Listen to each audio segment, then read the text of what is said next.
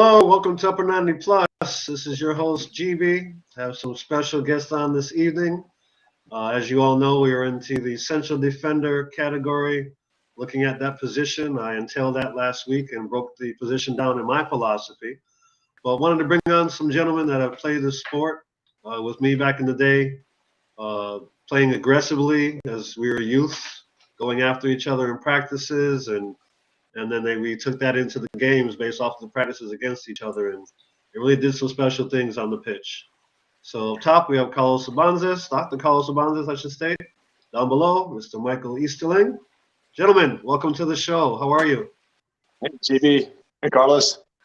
Good, doing good. Thank you. Glad. Good to hear from you guys. Glad to see you on. Thank you for appearing, by the way.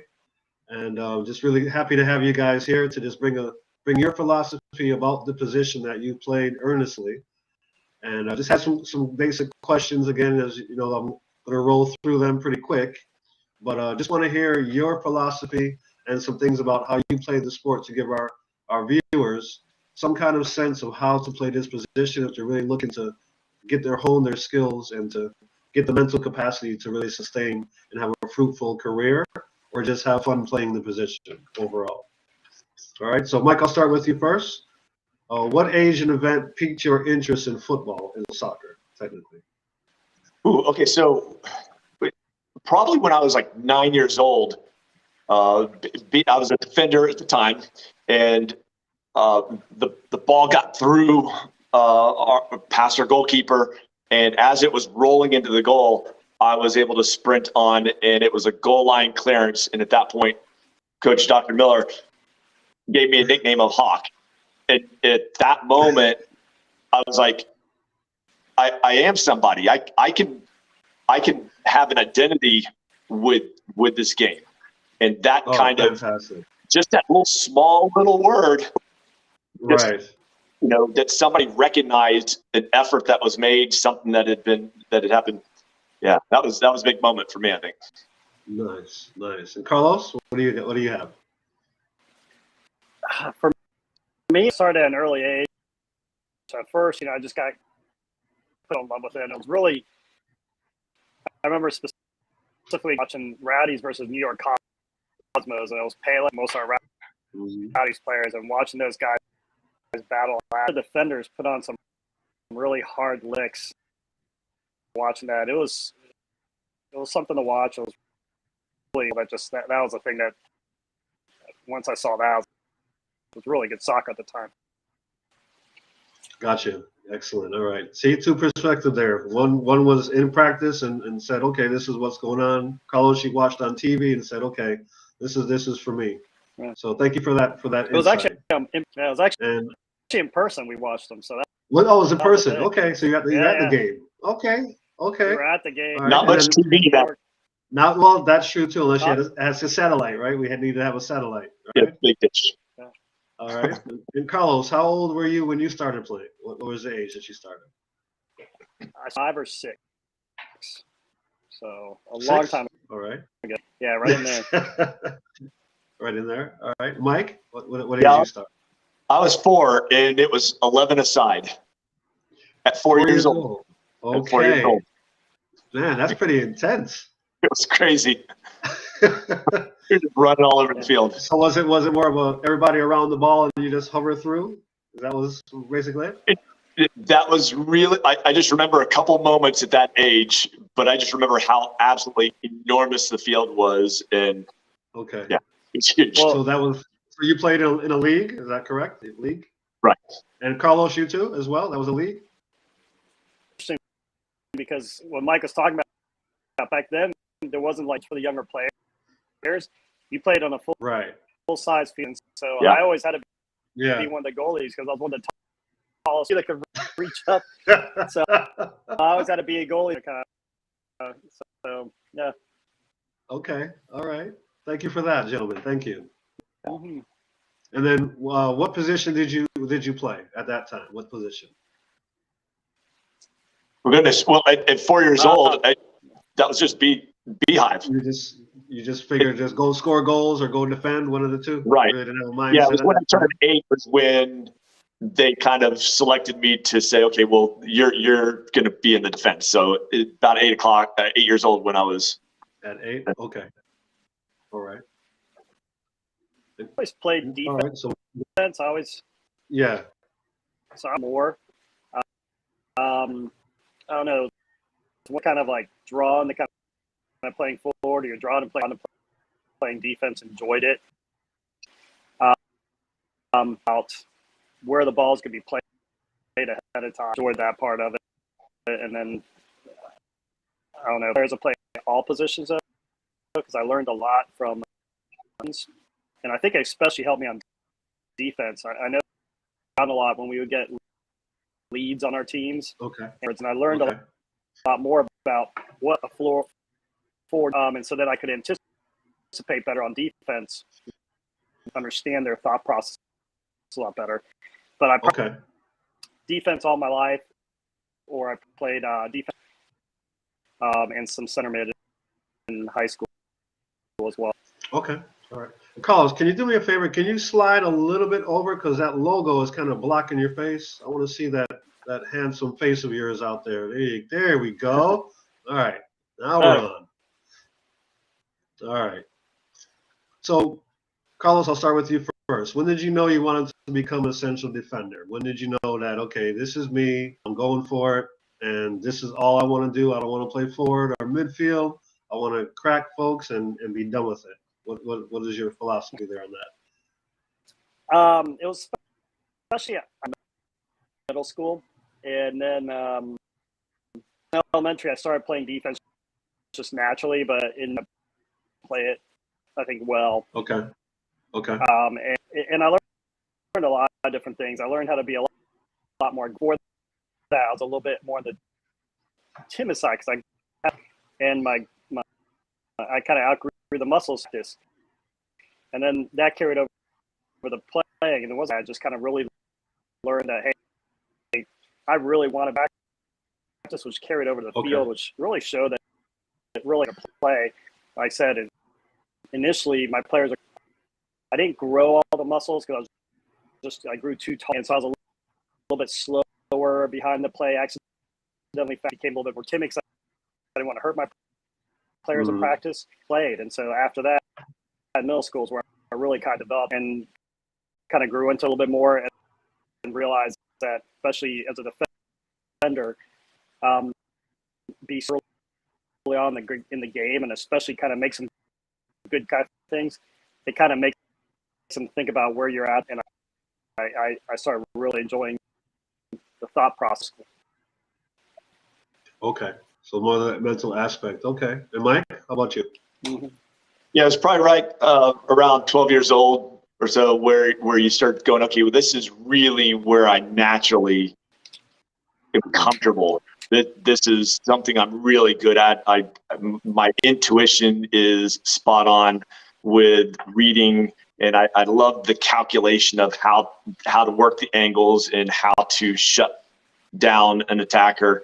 That was just a fun thing for me to do. At the same time, I love scoring, and so it was that imbalance of being really intuitive defense, but wanting to go and score goals. And I think back then, the coach that we had, Mike Strickler, had told me, he said, okay, well, you can go forward once per half. Now pick it wisely. And really calculate the opportunity and see when the best opportunity was, and then just go forward and have fun. But yeah, that middle school, I agree with Carlos. That was when I really kind of identified it. Excellent. And and viewers, I mean, if you're listening to these guys closely, they're really talking about the mental aspect of the game that we've talked about here on the show before. It's not just going out there and showing up, putting on your boots and your shin guards, having on a nice uniform and just going out there. Are you going out there with a purpose? All right. So if you hear these gentlemen, the way they're speaking about the position and their mental aspect for the game, it's really, really neat to hear this philosophy. Thank you, gentlemen. And then, of course, how many years have you been playing the position? When did you stop playing? I guess I should say. When did you just saying, okay, football is good. I'm good. I'm not going to take this any further. Or are you still playing? What's the aspect there? Carlos, I'll go with you first. So, played through college. I coached a little bit. But it was when I played this, like, we had gone with you and everybody else to Germany and played with them, and especially in Germany and England, we played. I felt like we were, we were, so I felt we could play most. And I always thought that I was a pretty good player. Won a lot really when I played the Swedish national team, and I was like, I need to study more. I started focusing a lot more on studying. It changed after playing the Swedish national team. I enjoyed soccer, but my fashion, so I started going more into just in medical school. I played at the university, play in the in some of those. Okay. But after that, there was just no more time. Residencies, fellowships. I didn't start playing, and then I picked it back up again in my league for a little bit, and then I had to have a couple more. This is I'm kind of past that age now, but I still enjoy it. I still enjoy watching it. It's just in the 50s it gets. Yeah. Gotcha. Thank you for that, Mike. Yeah. So in school, about 11 years. That takes me through college Division I at Mercer University, and then took a couple years off, and then picked it back up and started playing in the Central Florida Adult League in the Open Division, and that's some serious play. We were playing against former national team players that were here in Central Florida. And that was a blast being a center back, playing against the Jamaican former national team guy and shutting him down. And just there's a lot of pride in not scoring goals.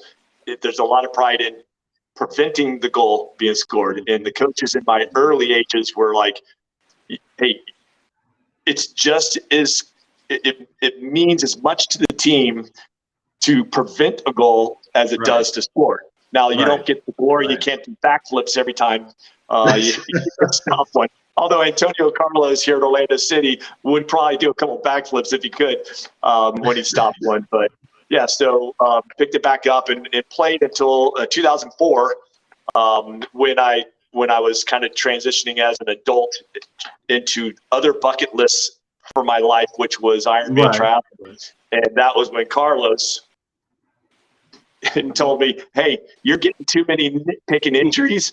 And as a physician, he's like, you got to pick one. If you're wanting to go for the world championship for Ironman, you can't continue to pick up these knocks and bruises. And he was right. And so that's 2004 is basically when I stopped the playing. And then a couple of years later, came back into the coaching fold about 5 years later than that. So, yeah. Nice. Thank you, gentlemen. Thank you for that. Now, Mike, I'll come back to you. What did you do to get better each year as a footballer? What did you do? Yeah, so I did a lot of training off the field. In any time I could get my brother or my mom or someone to throw balls at me, and I could do what we call Brazilians, volleys or taking it off the thigh and then falling back and chests and headers and stuff like that. A lot of technical stuff. If I could just get anybody to help me work that aspect, I was drilling that away from the field. And then something that's overlooked a little bit nowadays because there's so much year-round play. But back then, between seasons, I would do a different sport. I would do a swim team, or I would do triathlons, or I would do something else. So I really was able in the off season to keep my fitness very high end just because I was doing activities that was going to drive that fitness level. Nice. Okay. All right. Thank you for that. Carlos? Fitness. I was one of the only players ever, and so to me, strategically, knowing when to rest, and then also like as that goes, it's like knowing once, and then kind of knowing how to balance and waiting till people were early runs, because then they're tired, and saving it. Marathon runner, kind of what Mike would learn. You don't start off pushing it. You just got to pace yourself. And pace. The thing that I thought was very valuable was the fast feet drills were really can do to get your feet fast faster. Feet. I remember, especially with just phenomenal. And I used to, especially with my lodge, she had amazingly fast feet. But for me, it took my playing to another level. Being a crowd of players, the quicker your feet are, of that crowd, and like you have other people around you with better controls, and the Brazilians that Mike was talking about were the two things. Nice. Thank you for that. And you're right, the fast feet drills, I mean, and then what was it, Logan Fleck would sell the move. Got to sell the move, right? Always got to sell the move. Well, those fast feet were all about the ball familiarity while you're not actually looking down at the ball. You got to just intuitively know where that ball is. Because you can't sell a move looking down. You got to see what's going on, right? Right. All right. And Carlos, when did you start using both of your feet, and how did you learn? So what foot was your prominent foot, I should say? I mean, I know which was your prominent foot, but for the viewers, which was your prominent foot? I was definitely right-footed. So good also. Like I could still, put in everything else, but not nearly as hard. Okay. Really important, because especially if you're playing deep, I need to clear the ball, and everybody knows I'm going to clear with my roller. Just has to run to that side, and then they can block it. And so I had to be able to clear the ball well with either foot. You couldn't be predictable. Ability to get the ball up and forward the best way. Okay. So, but as we started learning at an early age, I think I really got the best hang of it. Probably middle school is kind of when everything really started. Back then was different than now, but middle school back like 8th grade, roughly about 8th grade, really click for me. So, gotcha. And Mike? Yeah, so I'm a primary right footer, but at like 7 years old, one of my coaches said, "Oh, you're really good with your left foot." Well, okay, great. Now I've got to prove that I can do my left foot. Right. And I got really good with my left foot. But what really made that stronger for me was that one of my friends on the street asked me, he recognized that I could kick with my left foot. And he goes, "Can you teach me how to do that?" And I go, oh, yeah, of course I could teach you how to do that. Okay. So I think that the thought process of the mechanics of breaking it down to going, well, how do I do it? How do I tell my buddy how to do it? And I think it helped me by teaching it to somebody else. I think it helped me process what it was. And then I became strong with my left and my right. If somebody thought they were going to force me to my right foot and to my left foot and think I was going to be weaker. Right. made you stronger, right? Yes. Yeah, especially when you have us coming at you during practices. We gave you guys a lot of things to think about. And you guys helped us a lot as well. All the rest of the players on the pitch, because we knew when it was scrimmage time, well, we're going after each other. Just give the viewers some background. I mean, we're teammates as youth players. As Carlos said, we've been across the pond playing ball overseas, and as a youth, and just really honing our at a young age with different coaches, different piece. But we all stayed in a niche, and even to this day, as you see, we're all still friends, still staying in touch with each other, rekindling those friendships, and now just moving on to the next level of giving back to a sport that has given us so much. So thank you, gentlemen, for that description there. Yeah, absolutely. I'm going to go to the next one now. So, Mike, how vocal are you as a central defender, and how important is it to be vocal? Is the question. Carlos could probably answer this one, because back in the day, we had 4 defenders, but we weren't a flat 4. It was more like a diamond defense. I mean, and you could almost argue it saying it was a 1-3 or it was a 3-1 formation, but Carlos probably still working his ear, because I constantly was talking and barking and organizing and moving players around and assigning things. My thought process was that I needed, if I was physically exhausted at the end of the game, but not mentally exhausted, I didn't play the game right. I should come off the field absolutely mentally exhausted if I do my job right, which means that if I'm mentally playing the game right, organizing my defenders, getting my holdings to do what they need to do to block things, the channels coming in, getting all the coverage, the run coverages, and who's going with what run and who's staying here and who's shifting over. And you're talking out all the emergency defending situations, and you're getting everybody to step up in unison. You should be exhausted psychologically and mentally at the end of the game.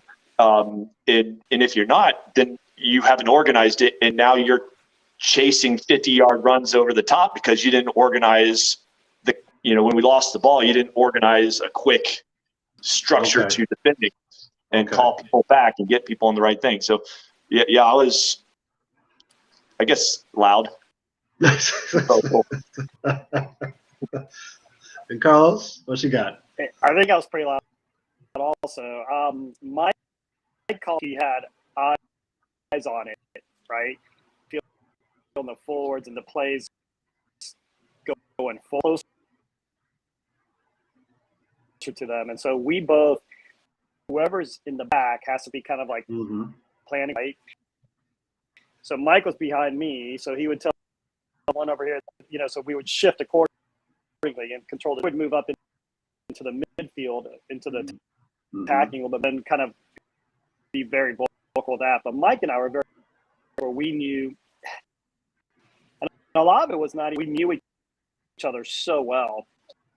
That we wanted to hand off, when to play off players. We'd be like, hey, this one's here. Hey, that's there. This one's coming. And we'd be constantly communicating. And that's happened the whole time. I think if you're being help, even when you're calling for a ball, I used to do a drill. They sometimes weren't verbal enough. And so I had a book bag over their head and made them try to pass the ball to, which of course, that's a good one. You can't do. Then I had the other player kind of yelling for the ball, and the girl sent the ball right to the other girl's feet just by hearing her voice. Just that listening, that chatter kind of stuff. Just very, so we did that, and that was one of the just to kind of show as an example that if you communicate and you're on you, so even if their head's down to the ground, you know where to pass the ball just by your voice. So we were always communicate to you, hey, man on, hey, look for the cross, hey, look on, kind of stuff. So we would kind of communicate those things so that a bunch of players, you can't always see the whole field, but the person you can't always see the whole thing. Yeah. Right. So I think that's, you need to be constantly talking, but also, to let, when do you need to be talking, when it's someone closer or who's around, because you have to be constantly talking, but at the same time, everybody can, whoever's behind the play, trailing the play, they're the ones to maybe kind of calling it out a little bit more. So, yeah. Thank you for that. So when you guys, of course, being together, one went up, one was back, one went back. I mean, how did you communicate to that? How did you communicate to each other? so that way the other team could hear exactly like what you were saying? Was there any code words? And that, I mean, how did you get that across? no, Mike and I, the advantage to the we were close friends. In fact, Mike was his best man at my wedding, at his wedding. We were close friends growing up. Okay. Weekends, we hung out after school or whatever. So I knew what before he did it. So I knew when he was going to go, like when he'd start leaning, when he would start leaning to his, he was about to take off to the right to go help out the right defender. And so then I would know to cover more the middle. I knew when he'd kind of like when he start like when he wants to go attack, and I know when he wants to go attack. And we just kind of like we could communication that we both had. Right. That part calling out was more to the other players. Between him and I, we just knew what each other was going to do. I think that was one of the things that made us strong to each other so well. It's personal, doing together on our travels and stuff. So we, without always have to communicate, so the other forwards didn't communicate all the other stuff, but some of the things with him and I were doing, just like sometimes, like on that, I knew if I got the ball, he would start running, and I'm the defenders, and I knew exactly where to place the ball. I could close back where that guy was going to be. You just sort of learn the time with them. The more you get to learn them, and that's what. Now there's a lot more switching teams. I mean, we just grew up, played all the way to high school together on the same team. What we were doing the whole time, which is kind of nice. Yeah, and I dislike that very much that you guys were on the same team, and I had to go against that. I didn't like that. I wish you guys were split up, but that's a conversation for another day. Right. Well, the communication happened over a lot of years, and it was little bit, and eventually it became intuitive between the two of us. But there was those communication years in the earlier times when we really didn't know that we were communicating different things. And where today's soccer, today's football is, you don't have the continuity of the two same center backs for 8 years. Correct. And so you get on teams and you'll have could be from fall season to spring season. You may get a different center back pairing. And then next year the trials happen. All of a sudden a guy goes and he's moving to a different club, and another, grass is greener somewhere else. Right. And so you're having the players today have to be super in high level communication, because they have to do all of that within a month of preseason training, sometimes in the fall, where when Carlos and I played, we had years and years and years, plus we did all kinds of stuff off the field. We just kind of started understanding each other, kind of like twins growing up. You just start having your own little language. Gotcha. So yeah, I think it's a super challenge for the players growing up now, is that they've got to just really use the right words and the right communication and how to ask somebody to do what they want them to do. The other challenge is that players today, and a lot of the younger players, will take offense to a center back barking out an order.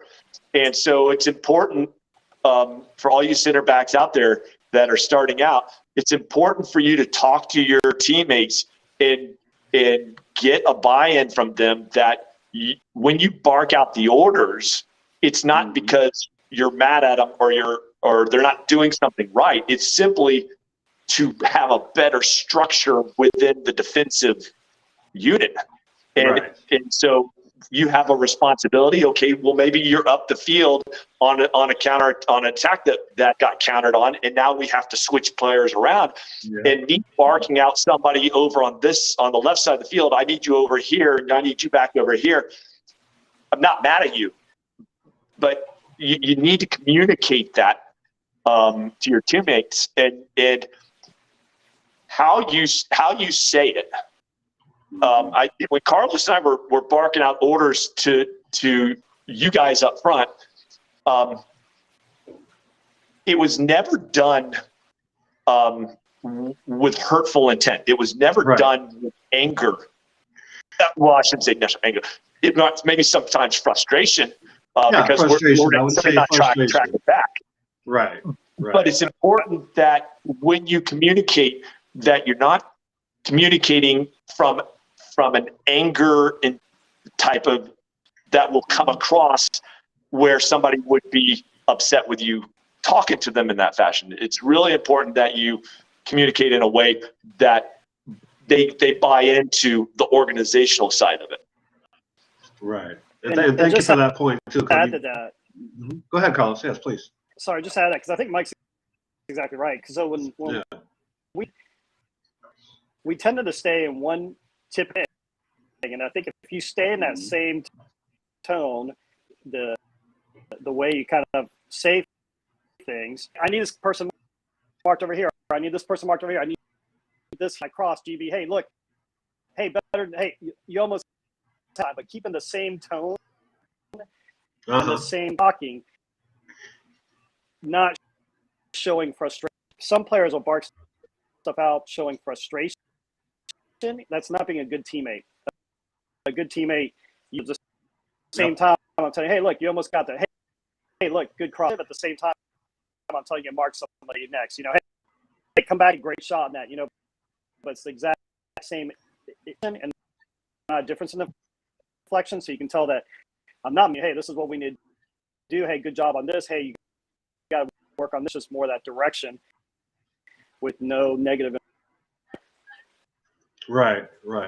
And I appreciate you guys saying things like that as well, because really, you guys are like, other coaches on the field, technically.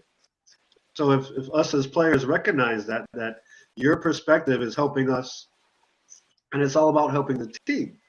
So if you're giving us something as far as saying, hey, we make this run, or, at halftime, you guys might talk to us and say this and that, because it's what you're seeing, but it's to help the team, as you stated. It's not to come after us in a negative way. So thank you for that. So, whoever wants to go first on this one, I think this is a really good one that I want to really ask. When do you decide to come attack the oncoming player or drop back and maintain your position? So whoever wants to go first and clarify that one for me. Go ahead, Mike. Okay. So always want to attack him. I think it matters where you are on the pitch. Okay. I think it matters with who's around you. If it's a attacking corner kick and it's a counter attack and I'm the last man back, okay, and I'm the only last man back, I'm not putting pressure up at the center half. Right. I'm dropping, and my drop is going to be like 6-7 yards from the ball when I'm out at center half. I'm just dropping, I'm absorbing, hoping that in the next 20 yards they'll do a mistouch or something. Because if you go in hard at center half and you're the only guy there, baller the man, but not both. They don't both get past you, and now you're subject to cards. And so, so in center half, it's dangerous to, you lived in this world. You lived in this world, Michael. Yes. Yeah. So you lived in the other world. Yeah. So if we're at center half and I'm the only guy back, I'm just dropping off, absorbing, and as we get closer to the 18-yard box, I get closer and closer to when I get to the 18-yard box. Now I'm on, and at that point, I'm trying to force them to their wrong foot, Right. and I'm trying to force them to try to push the ball around me. Okay. And it's important to have a continuity thought process between the center back and the goalkeeper, because the whole idea is if I can force the guy to have to push the ball to go around me, now that's when the keeper can come forward and slide in and take the ball. Take the ball. Gotcha. Yeah. So on the 1v1, you just got to be careful about overcommitting at center half too early. Right. Because then you get beat. This conversation could be all kinds of different directions. Right. So yeah. So let's Carlos, you go, and then we'll go from there. So thank you for to that. me, Mike. there's Thank you. different things that, like Mike said, those I think Mike had. I think those are great explained. So I'll take the other spot on your competition. If I'm playing against you, I'm not going to pressure you. Right. You're going to want to kick the ball by me and outrun me. And what I would do is I'd wait, let you try to kick between the ball and you, and block you off. Right. Right. On you, if you're facing me, I do not want to just kick the ball by me and run. I'm going to back you off, and my whole goal is this: I'm going to jockey, wait for you to make a mistake, or wait for you to try to kick the ball around me, and then play between the ball and you, and get you that way. Now, I want to be in your back pocket. I'm not going to I am going to sit there, and I am going to be all over you. My hands are not where the rest can be seeing, but I'm going to be right there. Then you turn with that ball so that you can't use your speed on. It depends. That's the big thing. And then it depends. We always talk about the angles. The angles to me is like, forward, if you have a string between your belly button and the goalie's belly button, they should be in a perfect. If you're off to the side, I let you go. So I'm not going to go anywhere near the goal, near the top. I'm going to be tight on you because I can't let you hard. You're going to score a goal at 18. Tight. Once you get up towards the goal, be more loose up front. But like I said, to me, guys, it also depends on what Mike was saying is in that area. If you're the last player, you have to be mucky more, slow down the play, and let your others kind of help out and pick up on the players. So it depends on you. 2-on-1, I'm going to try to jockey between and try to set someone else is coming back to like help me kind of thing. Kind of depends on the situation and then realizing that if you're the last one and you just have to kind of adjust and the whole goal, like so, the fact a 2 against 1 is a slow down the whole down and down. They start to kind of trap and they start looking up on that. That's when I will try to kind of attack quickly enough forward. So. Wow, great stuff, gentlemen. Thank you very much. So to piggyback on that, so when they're coming down the field, we're not quiet while we're absorbing. We're barking out, asking for our holding to come back in, or somebody to drop in, and somebody to cover us. If we have that second player coming in, we're talking through. Okay, I've got ball. I've got the pass. I've got you. Let them know if you're coming up as a supportive player. I'm coming up on your back, and let them know that you're getting ready to support them, and that way you can talk about which way you're pushing them and who's going to support the pass, and then the next step is you're really, as center backs, you're really almost as successful as good as your holding mid. If you don't get your holding mid in the proper positions and positioning in the proper angles, you're going to have a tough go at it. So it's really important to make sure your holding mid is blocking that central channel. If the holding mid is out of the pocket, at that point, if they come drilling down the middle, one of you two center backs has got to step up into that pocket, right? Right. And if you Right. step up, you're leaving a void. Yes. Yes. So it's one of those things is immediately, as soon as you step up to put that pressure, the others, the wing back and the other center, have got to start pinching in, and you just got to communicate that adjustment. Okay. Thank you for that. Man, awesome, man. Viewers, you guys enjoy this. I got the guy. This I got the guy coming. Go ahead, Carlos. Go ahead. I'll say that's exactly when like Mike and I would kind of communicate. I got this guy coming through, and hey, player running, so like Right. I'll take ball. You got the go, pressure ball. I got this guy, kind of constant handing off of who's going to take the ball there. That's really key. What to me is off. So what makes a good forward and learning from having a defender, like I said, you learn more about if you play those other positions, but a good forward kind of keeps going behind the defender's backs. And so what he's trying to do is catch them where they're not where they're not paying attention, where they're behind the defender. Right. But where the defender just can't see you, where you're kind of, and that's what makes a good forward, like constant movement. Correct. Stopping, Nice. because the moment you're standing there, but that constant handoff and communication, I mean, who's going to keep the player, who's going to take the ball, is really important, because you can't make a mistake, because if both of you go for the communication, now the guy's wide open and he's got there is really important on who's going to take the other guy covered. That's key. Gotcha.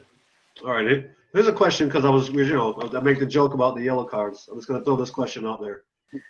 What is your philosophy when you get a yellow card early in a match? What are you thinking now throughout the match to not get this up? Mike, don't do that, Michael. Don't do that. What is your philosophy on staying out of trouble now the rest of the match? All right, to not get another yellow card. Talk to me about that.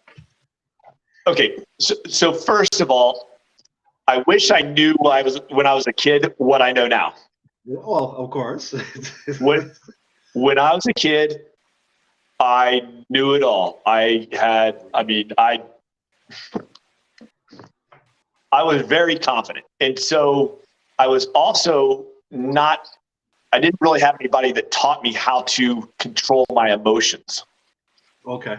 And so there are times where I got a yellow card and then somebody did something and I got another yellow card. Bam. Yeah.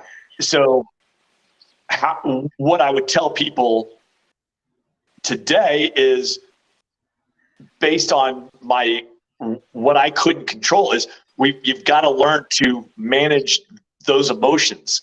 And you've got to control and harness the intensity and the passion. You want that passion come off your shoulders. You want to be really intense into the game, but you can never forget that when you get a second yellow, right, the effect it puts on your team, and you've got to have much leveler head. I also probably needed to listen to my teammates better, and it could be that it just might have taken an opportunity for a couple times when I got second yellow, Carlos was nowhere around me because I was up the field. Right. So if Carlos was around me, he would have grabbed me, pulled me off, because he would have known intuitively I was about ready to go. So for me, Thank you soccer is so much more of a mental game, right? The mental aspect of soccer. More of a thinking player. I overcame a lot on the field. The leg strength that Mike had. I think a very smart game was, honestly, to go out and the first couple times they got the ball. So then there's that I got a yellow card about. The whole thing wasn't personal. The whole thing was just Right. like my job, and I want to put a little fear in you. So I want to put that down there, and you're gonna be thinking every time you touch that, you're gonna come You're in right and hit me about that again, one. you know, Yes. kind of thing. People, I liked hitting them, and I didn't get a single run because I knew to kind of control it after that. I knew how to like check. Mhm. And then the other thing was for me that loved, like I would have players that knew that, and they would tell me some of our players. So I would do stuff and thrown out of the game, and because they cannot have to be mentally tough, and you have to know if I can get, if I know you have a weakness and temper, I'm going to use that against you. And as I used to try to use it against other players and try to get them mad with their other players. And so how great they were, why weren't to them, you know, you were wide open on that run, build up their head, and then tell them, you know, oh yeah, I haven't done anything all game. You're not any good. And so then they get mad at me and players. Gotcha. So they would be yelling at their player. I had them, and then I would start telling. Meantime, I'd build up their head, make their ego big, and then I'd build it. So the mental with the most is, and like I said, is that the mental is on and off. To just kind of know you're going to play really, really hard, but if you get yellow, you can be a little bit more cautious on plays, but still play good. And Mike will tell you, we a lot of good hit. Never got them. And like I said, I'm proud of is I just never kind of lost. What's the key for the team? The key for the teams to keep me on the players, and that was always my key. So, Gotcha. Thank you for that, gentlemen. Very nice. Very nice. All right, so I'm gonna ask. So, what are you guys doing currently, and hope to do in the future, in your lives now? What do you have going on right now? I don't want to. Well, yeah. So right now, I coach youth club and coach high school soccer. I'm taking 2 years of a break because my son is finished his junior year and has another senior year to go, and so just being a little more present for him for those 2 years. But absolutely love the coaching side of it, and working with kids and getting them to understand the tactics of the game, and that's a lot of fun for me. And I'm doing other things for fitness and health. In running and pickleball and some other things that just kind of keep all the different muscle groups going. Nice. And Carlos, what do you have going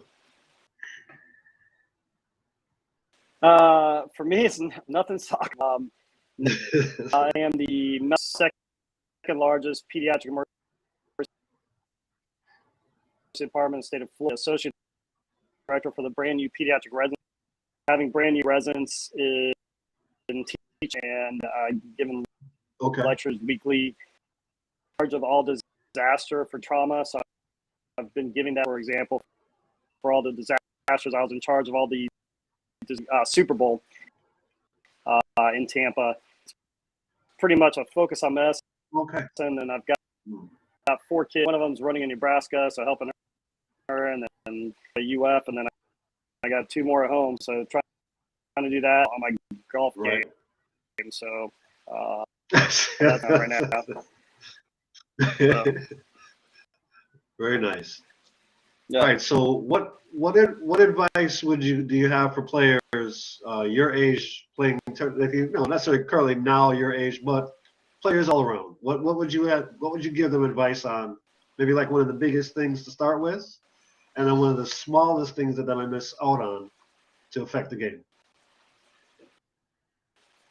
And I'll start with Carlos.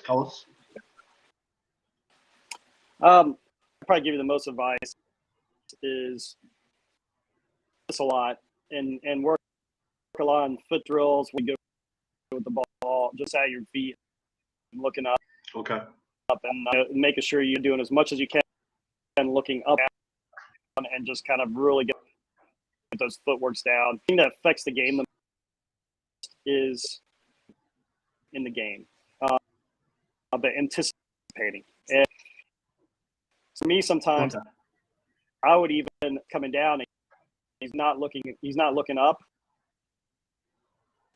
So he's looking for the guy quickly. Right. He's not going to be able to look to see actually hide behind. And sometimes I would even kind of back away from the open because I wanted him to get the pass. So I would try to affecting to the plays. I was trying to encourage the way I wanted to and anticipating what I wanted. The mental aspect of the game was far more things I really enjoyed. And so if I could sit the player to kind of pass the ball to the guy I want when I wanted to, it made me look so good. And that was kind of the key. And so anticipating, hey, if I'm in the forward right defender, what would I be doing? Is this forward? You know, if I had the ball, where's the ball going? Where is the open truth? There's an open lane, close it. Before, you know, so it's that kind of constant kind of look and read what's going on, and that's what affects the game the most. Is that ability, and that's where it's like when you see some of the passes that miss guy above where everybody go, they know what the defender is anticipating, and they're putting the ball somewhere. That mental aspect of that game and can be more mentally aware and more mentally alert than a phenomenal player because you're just a whole step ahead of them. It's keys that affect the game. Yes. Thank you for that. Yep. And Mike? Yeah, for me, it's simple that can make a big impact. Go watch live football. Watching it on TV is great, but it's good, but it's not great because some TV cameramen don't pick up everybody on the field all the time, right? They're dialing it in. So when you go and watch a game live, whether it's an MLS game or a USL game or whether it's an NCAA game, go to a game and watch it live. Pick out your position from one of the teams. Just pick out the position, pick a player, and then just watch them for 5 minutes. Don't take your eyes off that player for 5 minutes. You don't look off and look at the ball. Watch the player. Watch their eyes. You'll see in your peripheral, you'll see where the ball is, and you'll see what's going on. But what you're going to get out of that 5 minutes is you're going to see exactly what that positional player, that center back, is looking at, what he's making his decisions on. You're going to see what he's thinking. You're going to see how he reacts within the moment. If we have possession of the ball, how's he react? If we don't have possession of the ball, how do we react? If we're under pressure, if we're not under pressure, how's he reacting? What's he doing when he doesn't have the ball? And this could work for every single other position, whether you're a 10 or a 9 or a 7 or 11, whatever. Pick that positional player and just watch them. In that way, you can study, analyze, and start understanding the anticipation that Carlos was talking about, how to anticipate other players. Well, if you can position yourself smarter because you've been watching quality players making decisions, it's all about decision making. And if I can make better decisions faster than the next guy, I have an advantage. So you have an advantage, exactly. Watch live games, pick out a player for 5 minutes. Thank you. All right, so here's another question for you. What changes would you like to see for the current game? I'll start with Mike with this one. Okay. Personally, I'd like to see the offside flag go up earlier. When it's clear and obvious offside, put the flag up. For me, it's more about safety of players because when they start playing through injuries happen and it's unnecessary. If it's close, yeah, leave the flag down and let it play out. But for obvious offside, I'd rather see them put that flag up earlier. And, Right. and we could talk about handballs and all day long. That's a longer conversation. Right, Did I take yours? Yes. For me, it's like I think you shouldn't be, because the punts are up there high and it really doesn't change anything. Crosses, I think it puts us a little bit of a disadvantage. Then start watching the high school kids. I don't think they was prepared to head the balls like Mike and I were. And I think with the rest of the world, that's really important. And as a pediatric ER doctor, I'm always concerned about concussion. Cross is learning how to head properly. They're learning later. Okay. That I always risk by not learning at an earlier age. But I think, you can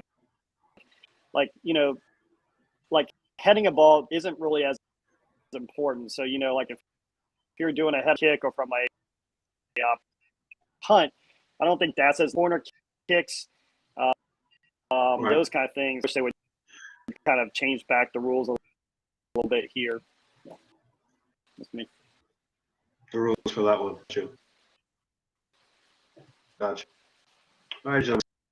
So much for all those answers, man. Start with Carlos with any shout outs they have, brother. Any shout outs? No, we just, Who you want to shout out? the shout outs. We had our reunion. Great to see guys. Yeah. Guys I hadn't seen like 25 years, to kind of see everybody, and we got to see and some of the parents, and I think that I think that thing. So shout out to all those guys. Right on. Mike? Yeah, no doubt. Yeah, shout out to my parents who were at almost every one of my games, and if they weren't there, I wouldn't have been there. So I really appreciate them, and I'd put a secondary shout out that's probably equaling the first one. A shout out to my high school coach, Jane Griffin, who passed away back this last fall, and he was impactful in how my career transitioned into coaching. And so, yeah. Not only that, they got us the legs. The artificial big shin Very true. guards. Yeah. Well, gentlemen, I really, really appreciate your feedback and philosophy on the position, man. I know we've learned a lot tonight. Appreciate your time as well for coming on the show, being a friend of the show. Wish to have you on again sometime in the future, just to talk about other things as well. But again, thank you so much, Dr. Carlos, Mr. Mike. We appreciate your time. Thank you. Thanks, JB. Don't go anywhere. Just stay put. All right. And we're gonna say goodbye to all the folks. You guys have a great rest of your evening. Thank you for tuning in to Upper 90 Plus with GB, and go out there and affect the game any way you can.